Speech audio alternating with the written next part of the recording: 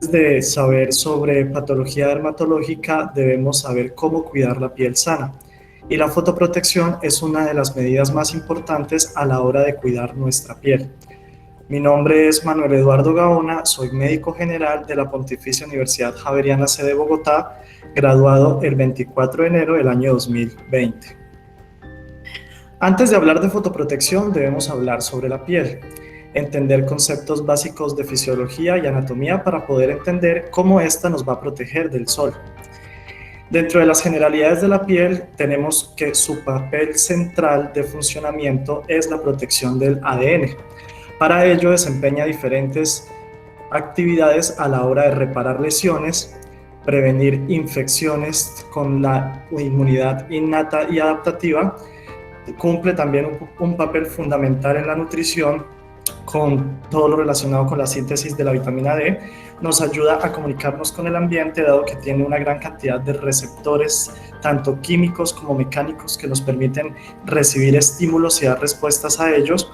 También tiene un papel fundamental en la termorregulación, dado que tiene la capacidad de controlar la vasodilatación y la vasoconstricción de los plejos dérmicos, brindándonos una respuesta bastante efectiva a la hora de controlar la temperatura corporal y nos brinda identidad.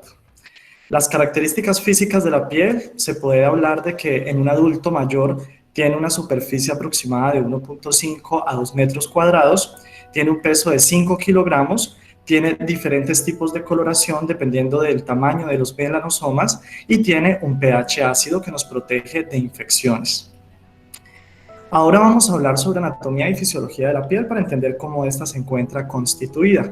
Debido a que esta es la primera charla de este ciclo de revisiones que vamos a realizar en el semillero este año, me pareció pertinente también traer este tema para que los que son nuevos y que de pronto no tienen conceptos claros en este campo puedan tener un punto de partida de ahora en adelante para las diferentes revisiones que vamos a desarrollar. La anatomía de la piel básicamente nos indica 4 grandes zonas: la epidermis, la unión dermoepidérmica, la dermis y la hipodermis. La epidermis es la capa más superficial de la piel y se encuentra formada principalmente por queratinocitos. Esta célula es aproximadamente el 90% del grupo celular de la epidermis. Los queratinocitos se forman a partir de las células madre que se encuentran ubicadas en el estrato basal y son la unidad fundamental de la epidermis. Su proceso de reproducción y maduramiento dura aproximadamente 28 días, 14 días desde su nacimiento en el estrato basal hasta su llegada al estrato granuloso y 14 días desde la llegada del estrato granuloso hasta su apoptosis para la formación del estrato córneo. Los melanocitos son las células encargadas principalmente de la melanogénesis, se ubican también en el estrato basal con una relación de 10:1, 10 queratinocitos por cada melanocito y forman uniones melanoepidérmicas de aproximadamente un melanocito por cada 36 queratinocitos de la epidermis gracias a sus proyecciones dendríticas citoplasmáticas. Las células de Langerhans son células que se encargan de presentar antígenos y las células de Merkel son células que cumplen una función de mecanorrecepción. La epidermis se divide a su vez en 4 estratos principales y un único estrato que se encuentra en las zonas sacrales como las palmas y las plantas. El primer estrato es el estrato basal, que ya lo nombramos, donde se encuentran las células madre de la epidermis y los melanocitos, seguido del estrato espinoso, que recibe su nombre a raíz de las proyecciones citoplasmáticas de los queratinocitos de este estrato, que representan los desmosomas, que son aquellas uniones intercelulares que le confieren al queratinocito la capacidad de adhesión para no desprenderse los unos de los otros, y esos desmosomas se encuentran formados principalmente de caderinas y plaquinas. El estrato granuloso, que recibe su nombre por los gránulos de queratohialina, que posteriormente en el estrato córneo van a liberar filagrina y otros componentes que nos van a brindar protección. Y finalmente el estrato córneo, que es el estrato más superficial, que se forma de aquella resultado de apoptosis de queratinocitos, que nos va a conferir una protección y una barrera para, primero, impedir la pérdida de agua y segundo, protegernos de las agresiones externas. Luego de la epidermis viene la dermis y entre la epidermis y la dermis está la unión dermoepidérmica, la cual tiene 4 capas. La unión dermoepidérmica, la capa más superficial y la que se encuentra en la epidermis son los hemidesmosomas de los queratinocitos basales, seguidos de la sublámina lúcida, luego la lámina densa y por último la sublámina densa. Después de la sublámina densa encontramos la dermis, la cual se divide en dermis papilar o superficial, que recibe su nombre por esas papilas tan características que se encuentran en contacto con la epidermis, y la dermis reticular o profunda. En la dermis vamos a encontrar principalmente grupos celulares y la matriz extracelular. La célula protagonista en la dermis es el fibroblasto, que es el que se encarga del mantenimiento y la formación de esa matriz extracelular, en la cual vamos a encontrar colágenos, principalmente el colágeno tipo fibras elásticas que le van a conferir a la dermis esa capacidad de deformarse y recuperar su forma original. Encontramos también la sustancia fundamental y dentro del grupo celular encontramos el sistema fagocítico mononuclear, en donde van a estar los histiocitos, los macrófagos y las células dérmicas superficiales. Por último, y la capa más profunda de la piel es la hipodermis. En ella vamos a encontrar los adipocitos, que son células que juegan un rol fundamental en el mantenimiento del metabolismo de los lípidos y también juegan un papel en el reservorio de energía.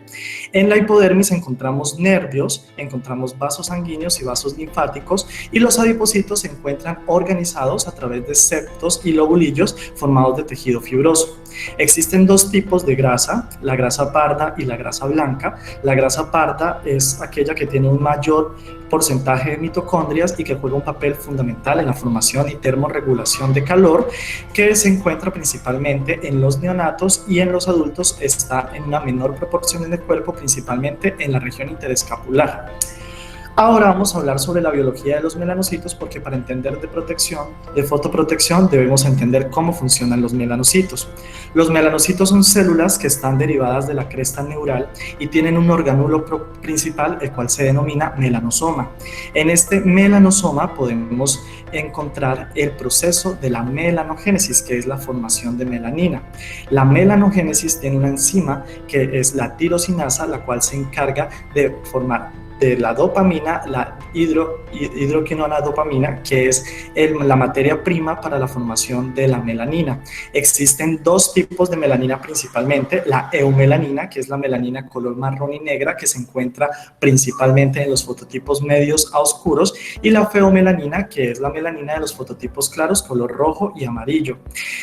El estímulo para la formación de melanina es tanto externo como interno. El externo es de la radiación ultravioleta, que nos permite la neoformación de melanina y la fotooxidación de melanina incolora preformada, y el estímulo interno, que es a raíz de la hormona melanocortina, con la estimulación de los receptores de melanocortina tipo 1 del melanocito, los cuales van a generar una transcripción de genes que nos permiten la formación de melanina.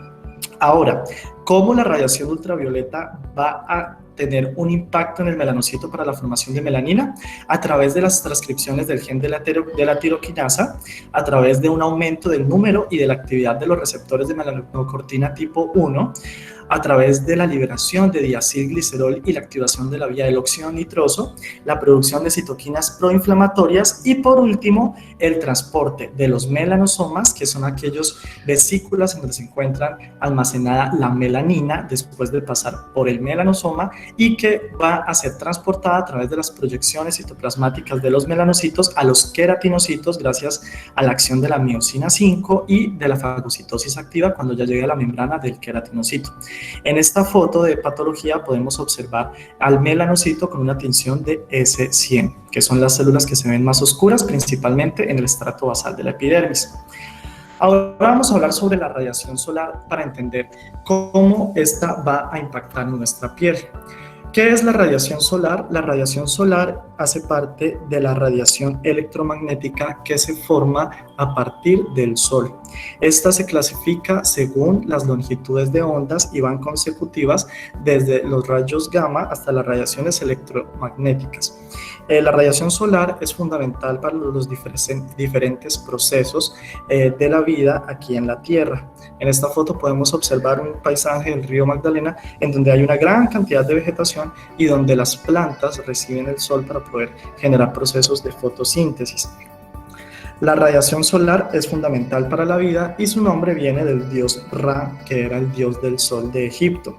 La radiación solar se puede clasificar en radiación solar tipo UVB, cuando su longitud de onda va de 290 a 300 nanómetros, la radiación solar UVA corta de 320 a 340 nanómetros, la UVA larga de 340 nanómetros a 400 nanómetros, la luz visible de 400 a 780 nanómetros y finalmente los infrarrojos de 780 nanómetros a 3000 nanómetros.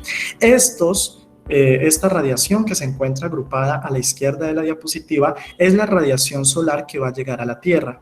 La otra radiación solar se encuentra detenida por la capa de ozono y son los rayos ultravioleta tipo C, los rayos X, los rayos gamma y los rayos cósmicos.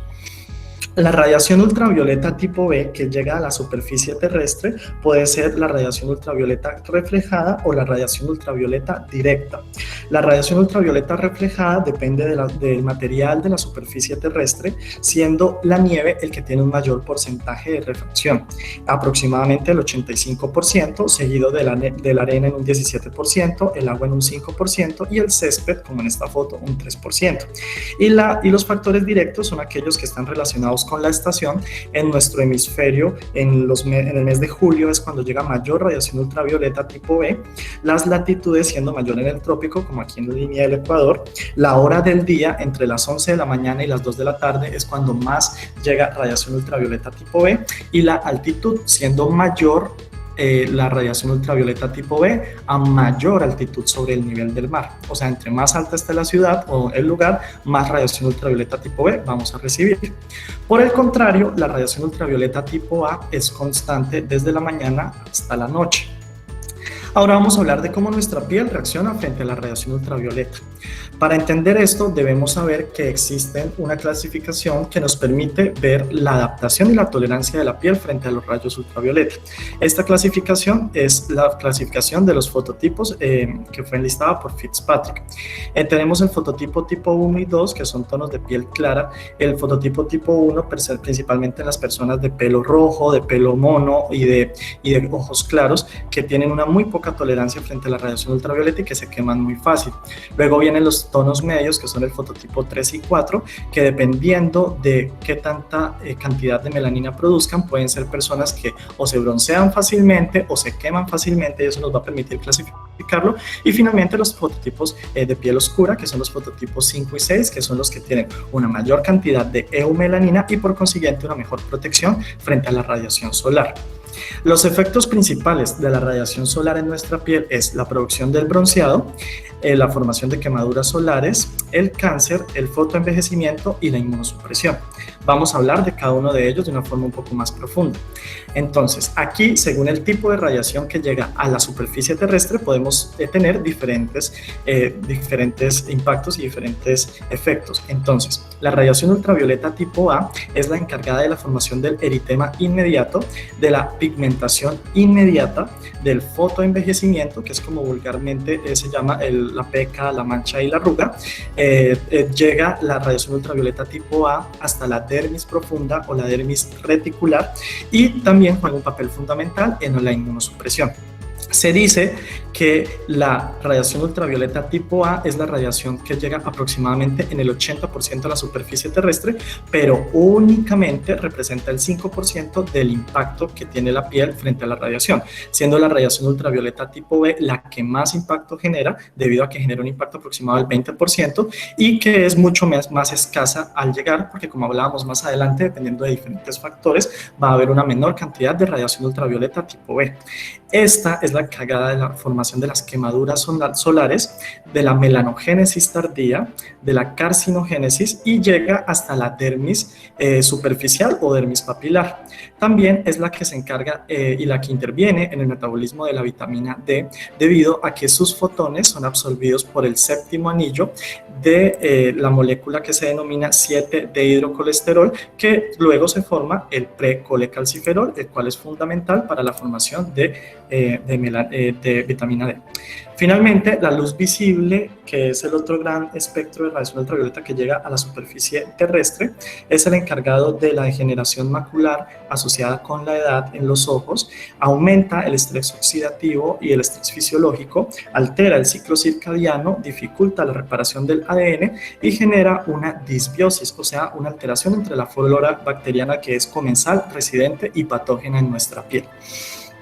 Ahora vamos a hablar sobre las reacciones fotoquímicas cutáneas, las cuales pueden ser reacciones fotoquímicas primarias, que son aquellas que se generan cuando la radiación ultravioleta es absorbida por los átomos de los diferentes cromóforos de nuestra piel, llevando a un estado de inestabilidad. Esos cromóforos principalmente son el ADN, el ácido urocánico, las proteínas de membrana, la eumelanina, las queratinas del estrato córneo y los fotosensibilizadores endógenos. Ese estado de inestabilidad va a ser contrarrestado por las reacciones fotoquímicas cutáneas secundarias, que básicamente es la transferencia de energía y de electrones a las sustancias que se encuentran en la piel. Esa transferencia de energía y electrones va a resultar en la formación de las especies reactivas de oxígeno, que van a tener un papel negativo y un impacto negativo en nuestra piel. Ahora vamos a hablar sobre la fotogenotoxicidad, en los cuales pues podemos hablar de que hay recortes de la cadena de ADN secundarios a los estímulos de radiación ultravioleta, enlaces covalentes de proteínas y la modificación de las bases nitrogenadas de la cadena de ADN. La radiación ultravioleta tipo B es la que juega un papel más importante en el daño de los genes de las células, debido a que esta interviene en la formación de los dímeros de pirimidinas, en los cuales encontramos el ciclobutano, la pirimidina, la pirimidona y los isómeros de valencia Dewar, y finalmente también interviene en las mutaciones tándem, en donde se reemplazan dos bases consecutivas de citosina por dos bases consecutivas de timina, formando los dímeros de timina. Y finalmente, pero no menos importante, está la radiación ultravioleta tipo A, la cual va a generar una alteración entre el agua y la guanina con la formación de 8-oxo 7,8 dihidroxiguanina, que también se ha visto que tiene un impacto negativo en el material genético, pero digamos que no es tan importante ni tampoco genera efectos tan severos como la radiación ultravioleta tipo B. Las mutaciones tándem de reemplazo de citosina por timina son las huellas que quedan en el ADN secundarias a la exposición a la radiación ultravioleta tipo B. Ahora vamos a hablar sobre el eritema actínico, el cual pues es el eritema solar, la quemadura solar tipo 1, resultante de la exposición a radiación ultravioleta tipo B, principalmente en los picos de onda de 298 a 299 nanómetros. Este eritema actínico va a tener su principal manifestación 24 horas posterior a la exposición y va a ser básicamente las alteraciones y los cambios que se dan en la epidermis y en la dermis secundarios a la radiación ultravioleta. Va a haber un aumento de la vasodilatación, por lo tanto hay un aumento de la circulación. Esto va a generar un aumento de la temperatura, una disregulación de la termorregulación y finalmente va a generar apoptosis de queratinocitos, los cuales se denominan células de quemadura solar o sunburn cells, en las cuales podemos observar en esta foto, en la parte superior, aquellos queratinocitos que ya no tienen núcleo basófilo, sino un núcleo eosinófilo y pignótico. Ahora, ¿cómo la radiación influye en la inmunidad?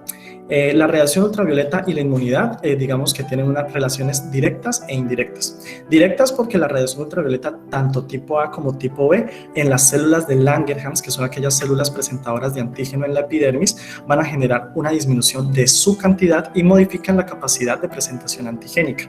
Esto nos va a llevar, digamos que, a un estado de inmunosupresión. ¿Por qué? Porque no vamos a tener las mismas capacidades tanto de responder frente a antígenos externos como de tener un adecuado control de supresión tumoral. Y los impactos indirectos de la radiación ultravioleta y de la inmunidad son la liberación de mediadores inmunes como el ácido cis-urocánico, la interleuquina 10, el factor de necrosis tumoral alfa, la histamina, neuropéptidos y prostaglandinas. Ahora vamos a hablar de cómo nuestra piel nos protege del sol. Tenemos un concepto que es muy importante nombrar, que es la fotoprotección natural.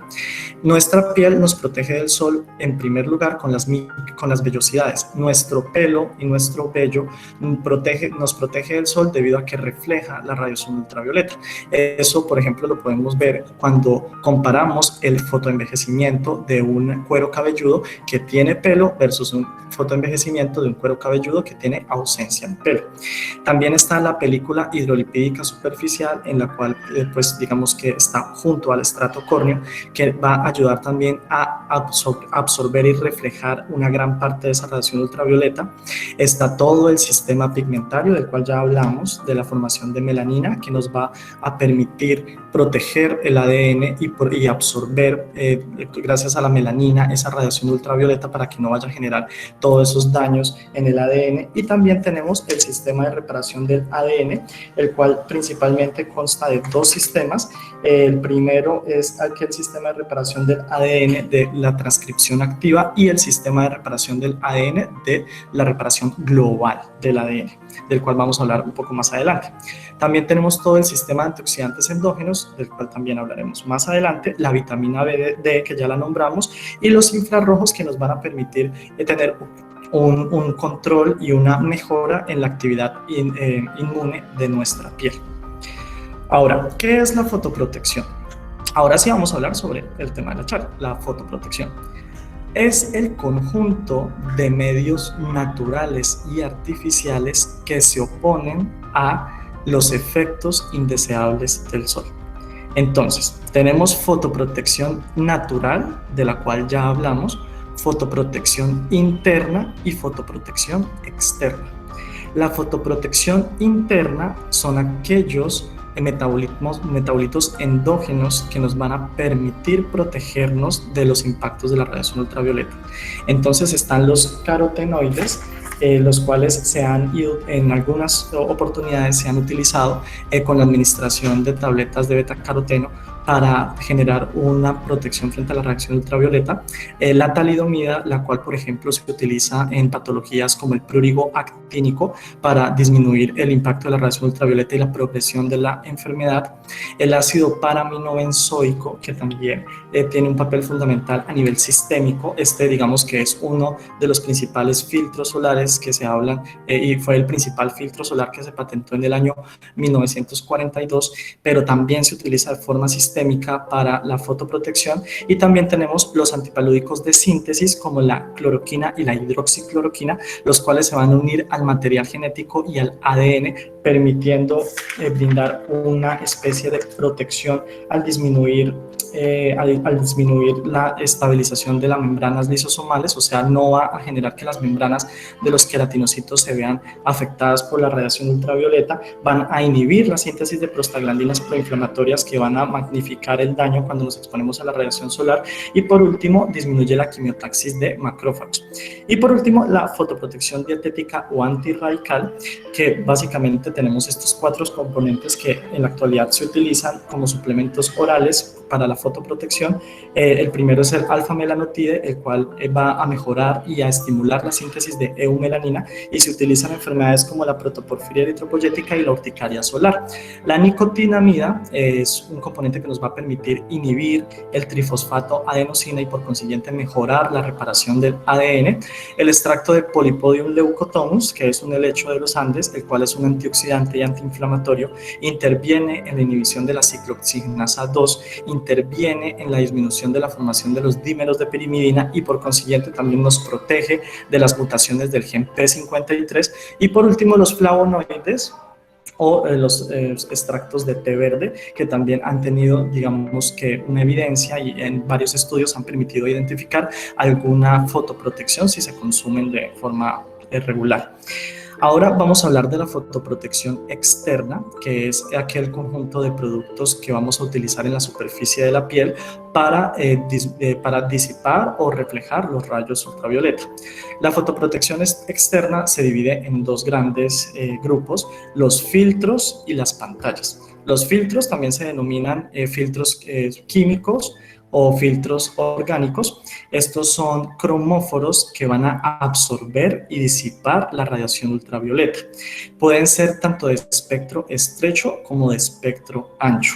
Y dependiendo del lugar en donde nos encontremos, va a haber una lista de diferentes componentes que van a estar aprobados para la utilización. Por ejemplo, en Estados Unidos, desde el año 2006, hay aproximadamente 16 filtros aprobados. En Australia hay 34 filtros aprobados y en la Unión Europea 24 filtros aprobados. Ahora, las pantallas, a comparación de los filtros, no absorben, sino reflejan la radiación ultravioleta. Actúan como como un filtro físico o una barrera mecánica y nos ayudan a protegernos del sol. Estos son principalmente polvos inertes y nos brindan protección contra la radiación ultravioleta tipo A y la radiación ultravioleta tipo B. Recientemente se ha iniciado el uso de partículas micronizadas para brindar un mejor acabado estético, porque las pantallas son aquellas que dejan como la piel blanca y que en algunas fotografías con flash se puede observar como ese cara de mimo o esa en la piel, porque como son polvos y partículas se pueden reflejar y se pueden ver. Nos ayudan pues protegiendo el estrato córneo y generando el reflejo de la radiación ultravioleta. Entonces, los principales filtros químicos y orgánicos son la avobenzona. Aquí podemos observar la composición química, la estructura química de la avobenzona, el octocrileno, que se utiliza porque ayuda a fotoestabilizar otros filtros inorgánicos, el ecamsule, el sinoxato, la dioxibenzona, el ensulisole, el hemosolato, el meradigmato y el octinoxato. Estos filtros tienen diferentes capacidades de protección contra la radiación ultravioleta, tanto tipo B como tipo A1 y tipo A2. Ya digamos que para identificar y saber exactamente cuál filtro brinda protección contra cuál radiación, nos podemos remitir a las tablas de la FDA para poder observar las características, ya digamos las propiedades de cada filtro y saber si el protector solar que estamos utilizando nos brinda protección contra UVA1, UVA2 o UVB. Ahora vamos a hablar de los principales filtros físicos o principales pantallas, también denominados filtros inorgánicos o fotoprotectores minerales. En estos encontramos el dióxido de titanio. Ahí en la imagen podemos observar la estructura química del dióxido de titanio, el óxido de zinc, el óxido de hierro, el óxido de magnesio, la mica y el talco. Como les hablaba anteriormente, estos componentes se han empezado a utilizar en forma de partículas micronizadas para mejorar su aspecto cosmético, y en algunos estudios se ha visto que de pronto la disminución del tamaño de sus partículas va a tener un impacto en su adecuado funcionamiento. Los filtros físicos, a comparación de los filtros químicos, tienen una mejor tolerancia en la piel y por eso son los que se prefieren, por ejemplo, para la fotoprotección de menores de edad, porque tienen una menor capacidad de irritar o generar dermatitis alérgicas. Ahora vamos a hablar sobre el factor de protección solar. El factor de protección solar nos indica la capacidad que tiene nuestro protector solar de protegernos contra la radiación ultravioleta tipo B. Esto resulta de estudios en los cuales se va a determinar el tiempo en el cual la cantidad de generar una dosis eritematosa mínima. ¿Eso qué significa? Que van a tener pacientes en los cuales van a aplicar el protector solar sobre su piel y con una máquina que genera radiación ultravioleta similar a la del sol, van a exponer al paciente. Entonces se va a observar qué tanto tiempo se prolonga la aparición de dosis eritematosa mínima en el paciente que utiliza el protector versus el paciente que no utiliza el protector. Ya para la determinación del factor de protección se utilizan fórmulas especiales y nos va a arrojar un número. Ese número es, según el resultado, nos va a determinar una fotoprotección baja, media, alta y muy alta. Siendo baja el SPF entre 6 y 10, media el que va entre 15 y 25, alta el que va de 30 a 50 y muy alta el que va de 50 para arriba. Estos son el factor de protección solar según la denominación de la Asociación Europea, porque en algunos lugares, como por ejemplo en nuestro país, algunos productos pueden tener factor de protección solar 60, 70 o 100, pero la diferencia entre un factor de protección solar 50 más a un factor de protección solar 60, 70 o 100 es muy baja. Entonces, por ejemplo, en Europa esas denominaciones ya están en desuso porque pueden impactar negativamente o pueden sesgar a los clientes, a los pacientes que van a comprar los protectores solares y los pueden hacer dar como una falsa impresión de que tienen una mejor protección. Ahora vamos a hablar sobre la denominación de la protección contra los rayos ultravioleta tipo A. Básicamente, esta se determina a través de la valoración de la pigmentación inmediata persistente. Como hablábamos, la radiación ultravioleta tipo A es la encargada de generar el eritema inmediato. Entonces, en la determinación del factor de protección contra la radiación ultravioleta tipo A, se utiliza una técnica que se llama cromometría, que nos permite medir qué tanta cantidad de eritema hay posterior a la exposición solar con el uso del protector.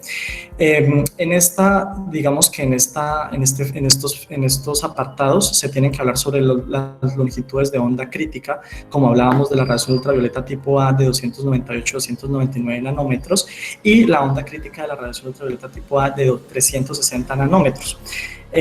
No hay una denominación universal o no hay una nomenclatura universal que nos permita saber, como por ejemplo en el factor de protección solar con números, qué tanto rango de protección tiene.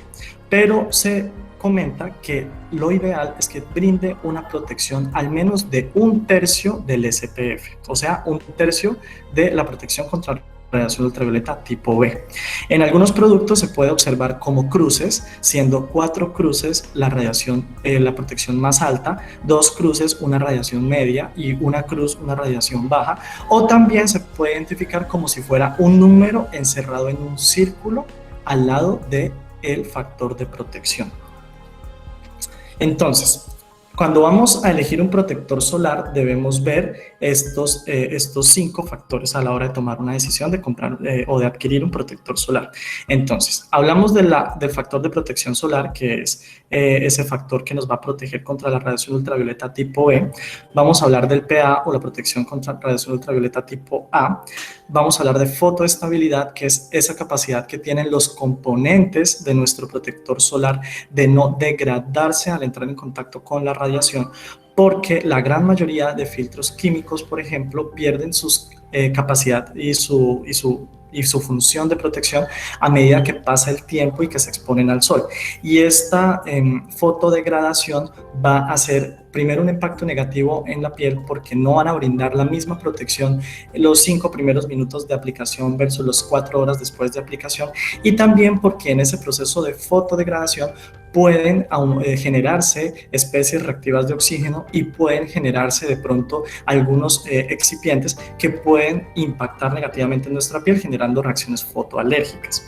También debemos hablar de la sustantividad, que es la capacidad que tiene en los componentes de nuestro protector solar para no perder su función y su protección ante condiciones adversas como agua y sudor.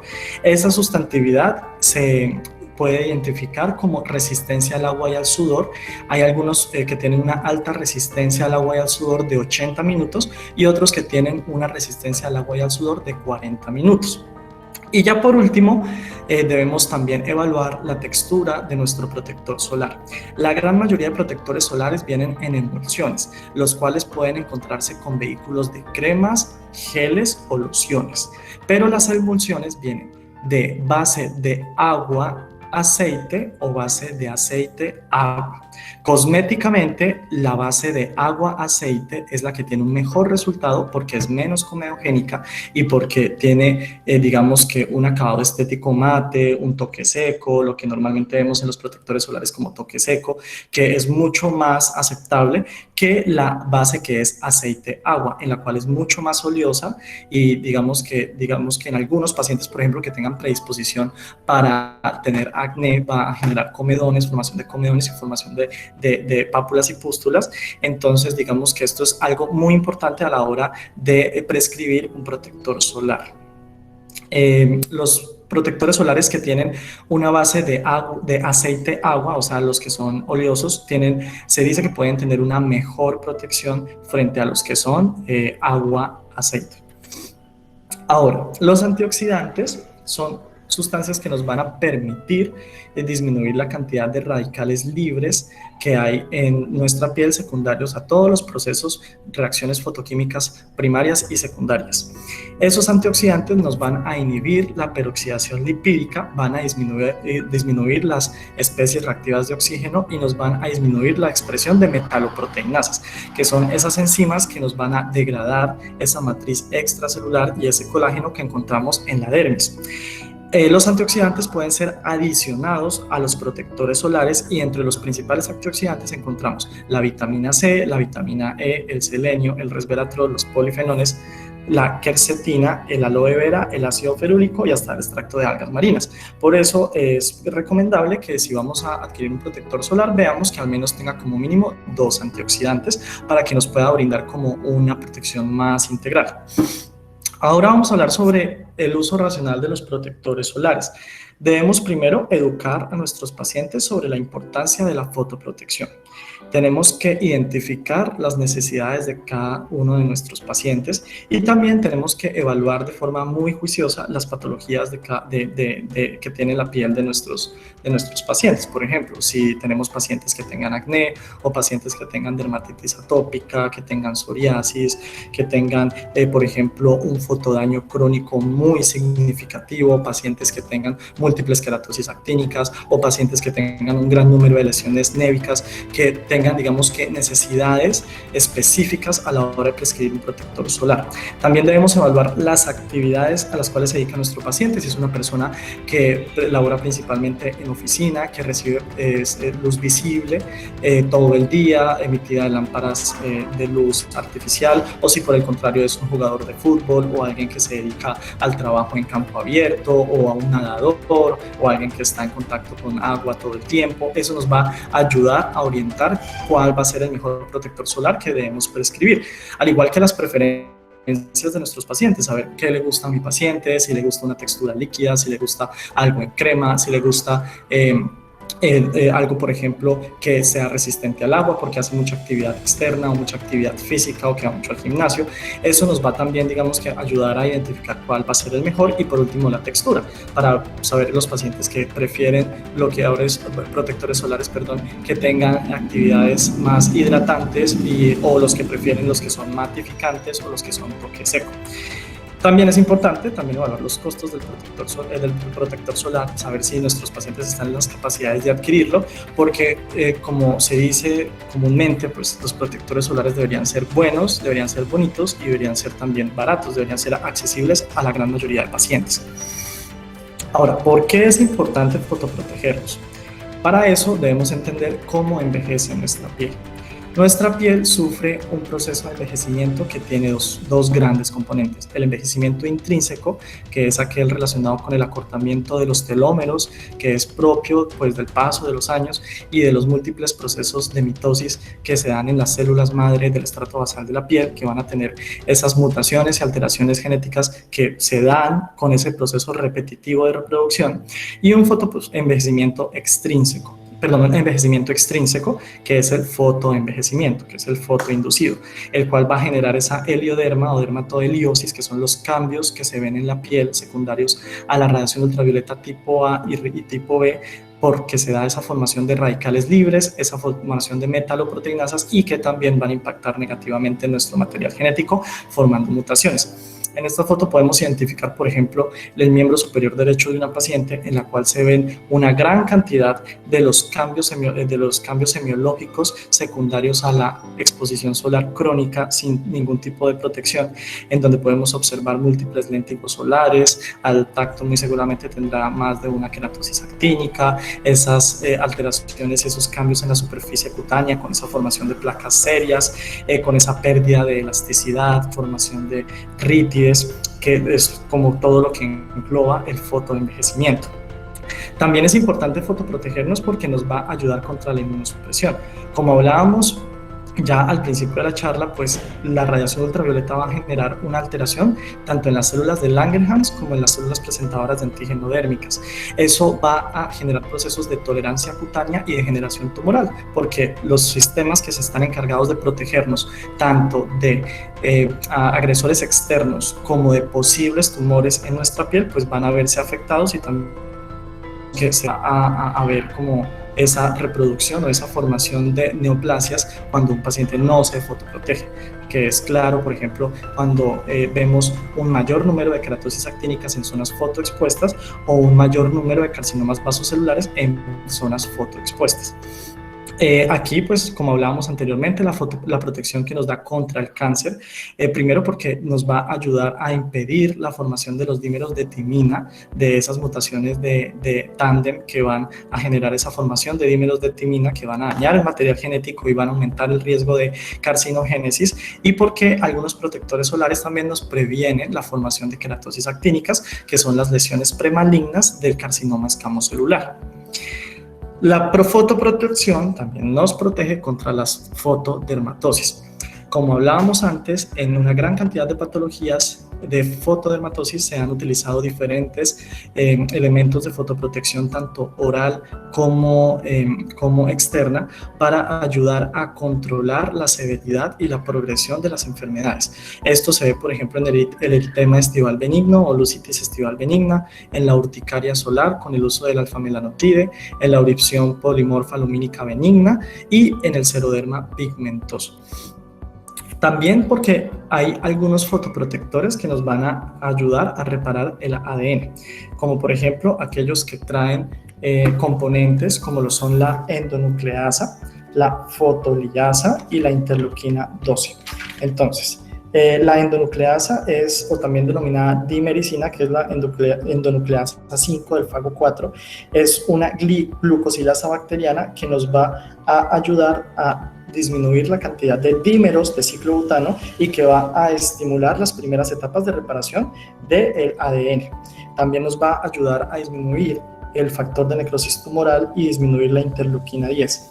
La endonucleasa 5 se ha utilizado, por ejemplo, en pacientes que tienen xeroderma pigmentoso, y se ha observado que cuando se aplica endonucleasa 5 en loción de forma tópica, después de un año de todos los días aplicar endonucleasa 5 en 20 pacientes con xeroderma pigmentoso, a lo largo de un año se pudo observar que disminuía un 30% la posibilidad de formación de carcinomas vasocelulares y un 70% la formación de queratosis actínicas.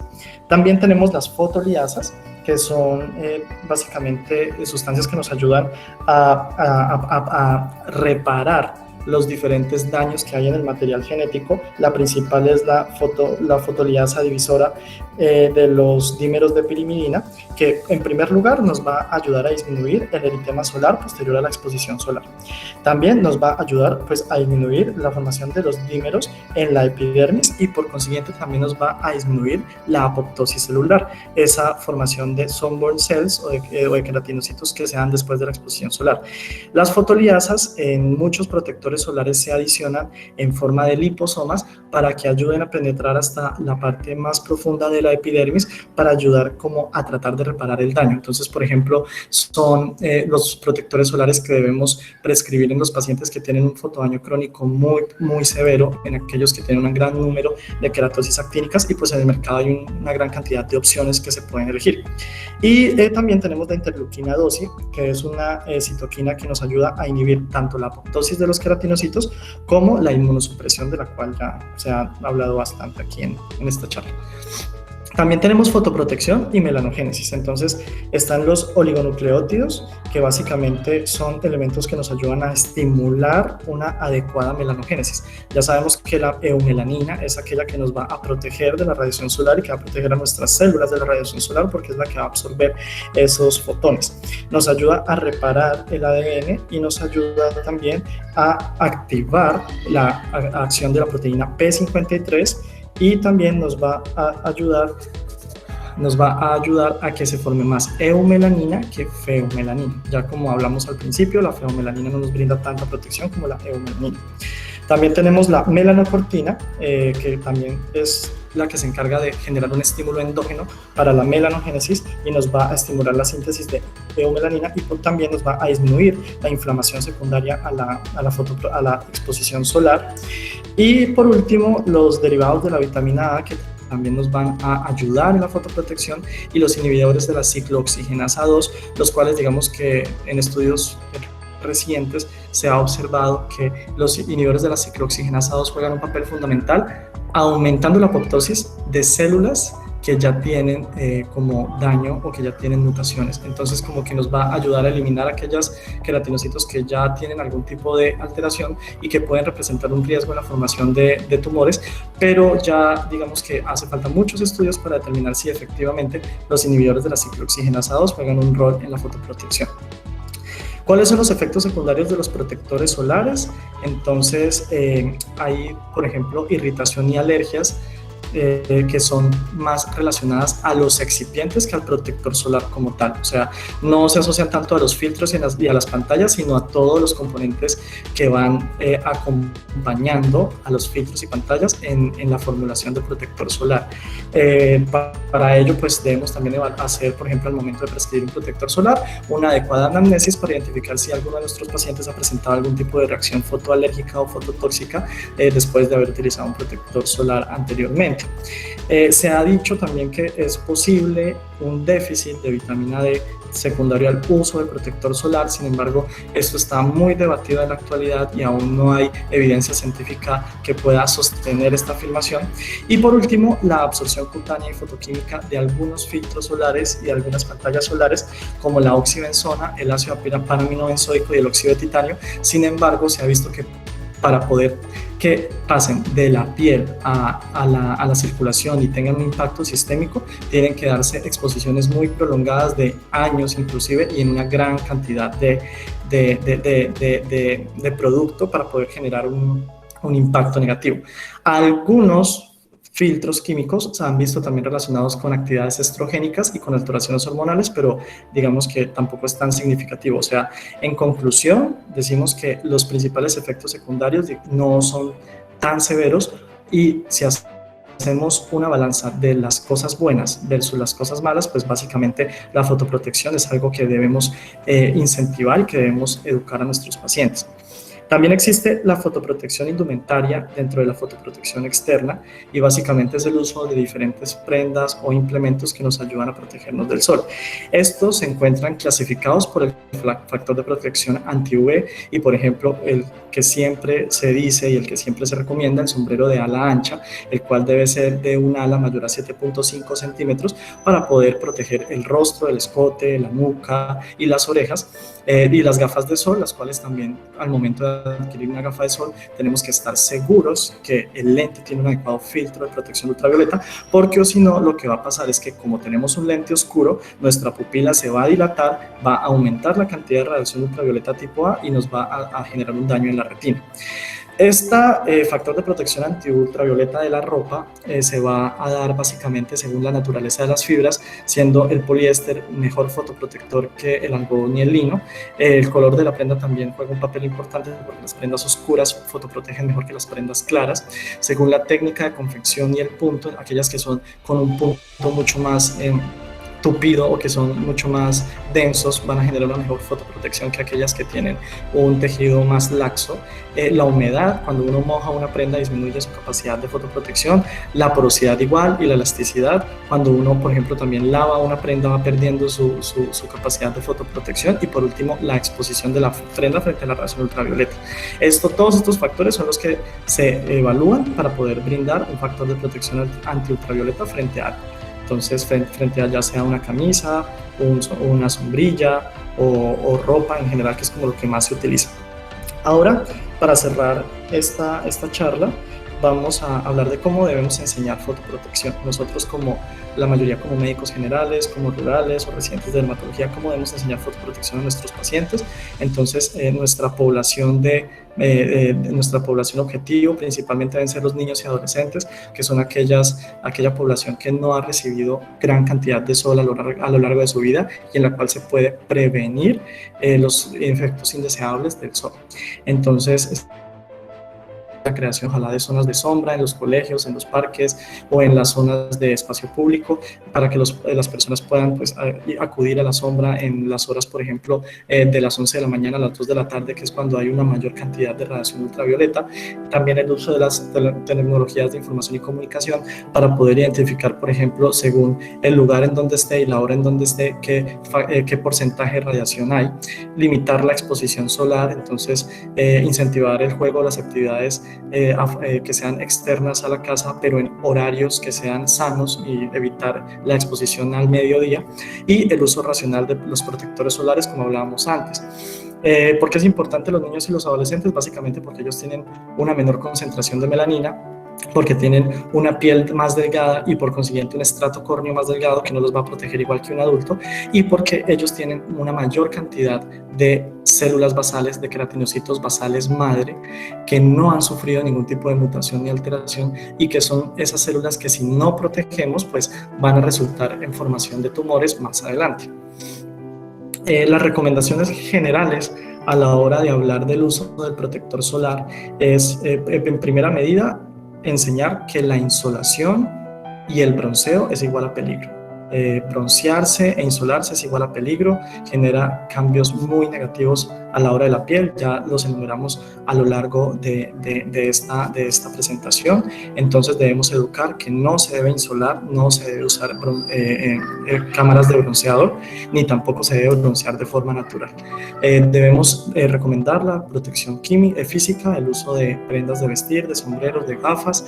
Tenemos que también educar sobre evitar la exposición entre las 10 de la mañana y las 4 de la tarde, y también tenemos que enseñar cómo aplicar adecuadamente un protector solar. Entonces, la gran mayoría de estudios se realizan utilizando una cantidad de 2 miligramos de protector solar por centímetro cuadrado de piel. Entonces, normalmente los pacientes y la gente en general utiliza una menor cantidad que eso. Entonces, si yo no utilizo la cantidad adecuada de producto, no voy a tener una protección real o una protección suficiente.